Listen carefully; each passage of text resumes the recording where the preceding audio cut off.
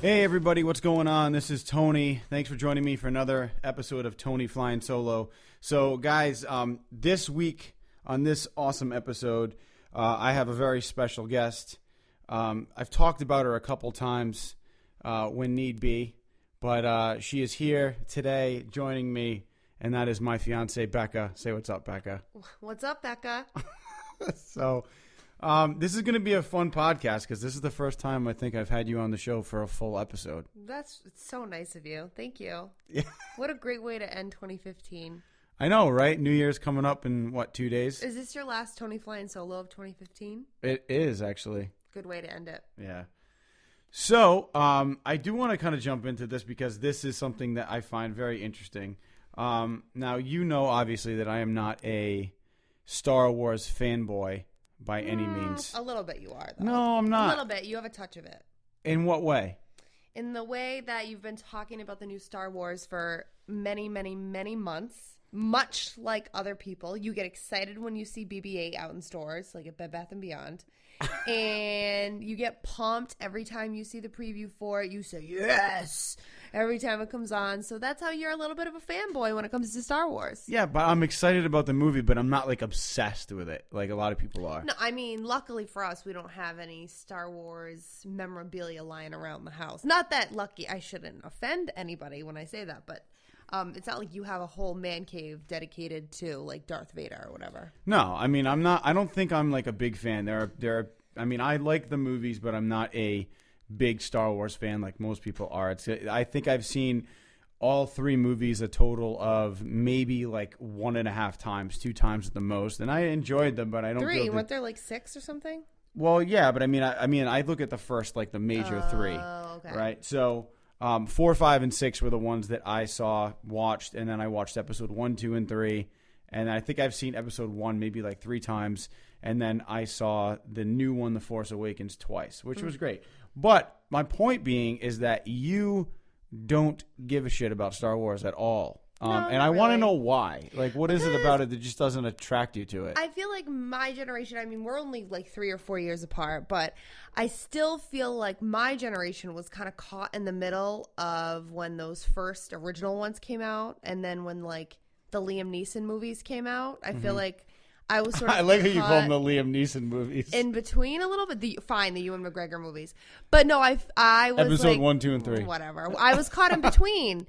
And I feel like I just wasn't around that much to appreciate either sect of when those movies came out. Mm-hmm. And I had never had even a little bit of interest to watch any of the movies. I'm not really into like hype movies. Like I was never into Harry Potter. I was never into Lord of the Rings. I was never into anything that is remotely huge when it comes to multiple movies.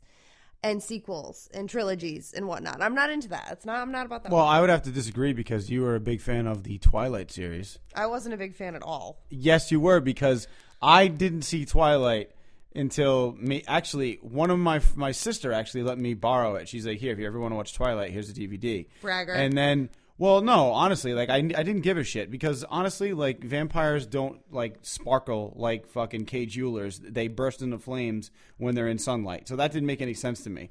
But anyway, I was like, okay, whatever. Had nothing to do one day. This DVD stared me in the face. I'm like, let me put this on. So we watched it. I watched it, and then we ended up watching it, and we started dating because you were like, I've told everybody that I've seen it, but I've never seen it, and you lied. So, I know. So you ended up watching it, and then it became this thing where we actually went to the theater and saw every one. I mean, I feel like that's a little bit different. I feel like How is it different? It's a trilogy. Nah, yes, it is. It's not as nerdy.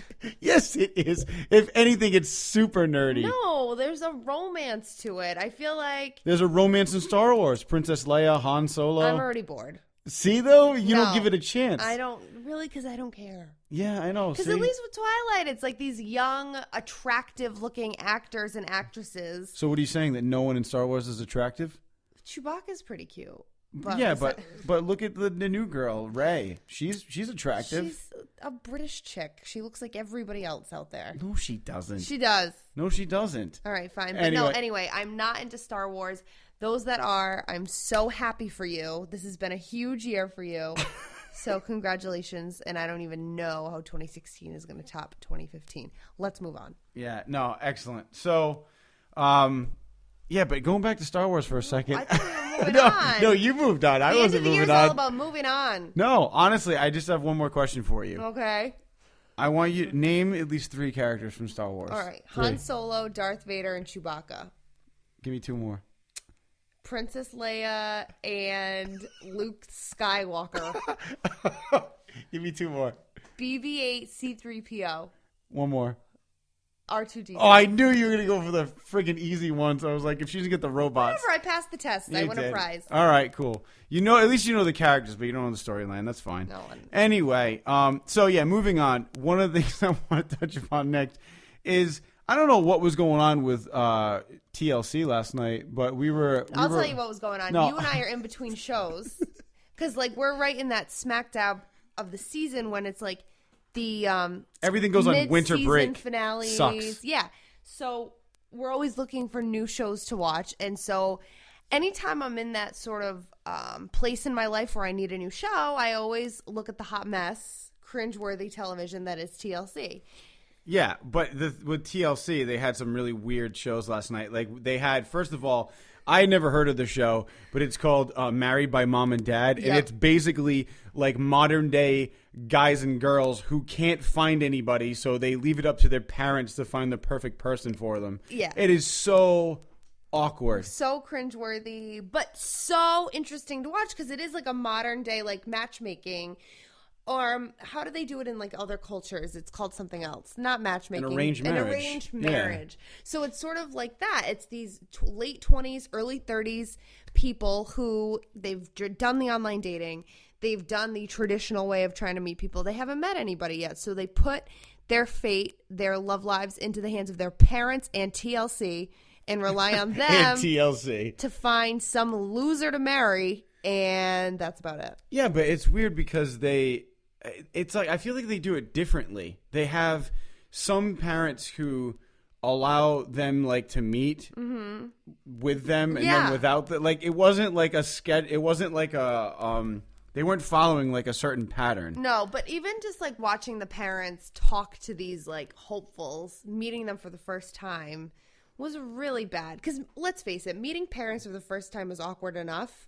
Meeting them without knowing the person that you might be married to is so friggin' weird. No, it is weird. And I think you got to have a lot of balls in a sense to be like, oh yeah, I'm going to leave this up to my parents. Like, how do you, and there was that one guy who like, I don't know, he like changed haircuts halfway through his like, so there was this douchebag with the nose job. Yeah. That's why he's single. There's this one guy who had like really long hair, kind of like, slicked back. And then like, so it's him like telling his friends, like his 7 friends, that he's going to do this arranged marriage thing and trying to get their reaction and hopefully support. And then like it cuts to him talking about what that experience was, telling his friends, and his hair is like completely shorter. Homeboy like obviously went to the groomer. Yeah, like he got a haircut. They were like, if you're going to be on the show, you need to get your haircut.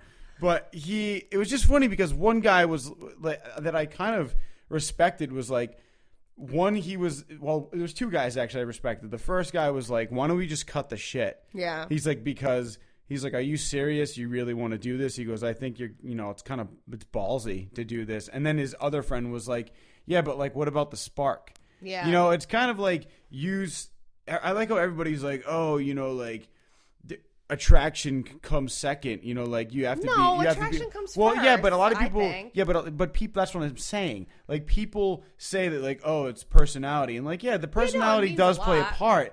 But you have to be like physically attracted to the person first. I think you have to find them attractive to want to pursue that. Yes, I agree with you. If you don't find somebody attractive, then what gives you the urge to want to talk to them? Yeah. So the show is called Marry Me, Mom and Dad. TLC is going to play it ad nauseum because people are going to want to watch it because it is a train wreck, and it's on TLC. Yeah. And there was another show that we watched. Yeah. Last night. This show is like a shit show. It's basically called The Room. Yes. And what it is it's these 2 couples, or actually it was a couple and then it was a married couple and then it was a mother and a daughter.